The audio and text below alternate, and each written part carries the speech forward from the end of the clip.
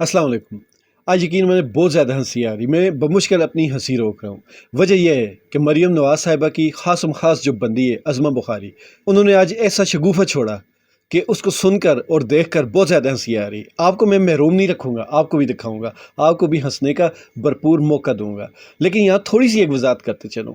किसी बंदे ने कहा था कि नून लीग ने अगर पूरी कौम को जाहिल रखा, तालीम से दूर रखा, तो ये फ़र्क उन्होंने अपनी दरबारियों में भी नहीं रखा। अपने दरबारियों को भी तालीम के नज़दीक नहीं जाने दिया। दरबारी तो बहुत दूर की बात है, उन्होंने अपने घर को भी तालीम के नज़दीक नहीं जाने दिया। ये बात मियाँ साहब की मैं मानूंगा कि वो इंसाफ पसंद है, तालीम के मामले में सबको बराबर रखा।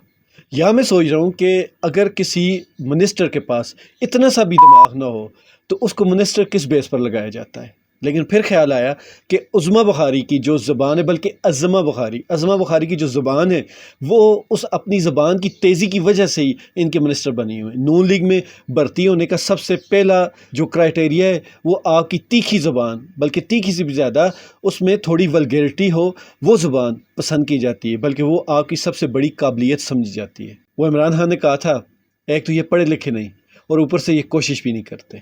ये वीडियो क्लिप देखें और उसके बाद आप बताएं कि जिस बंदी को फायर वाल और फाइबर वाल में कोई फ़र्क ना पता हो तो वो कैसे मिनिस्टर बन सकती है। बहुत सारे ओवरसीज हैं, बहुत सारे लोकल हैं, उनके मैंने स्क्रीनशॉट्स भी जो है वो साथ लगाए हैं। अब तो खैर फाइबर वॉल भी सुना है कि वफाक के पास आ गई है, मैं उनको भी लिख रही हूँ कि इसके बाद इस फाइबर वॉल के बाद अब बड़ा आसान है इनके एड्रेसेस और वो देखना।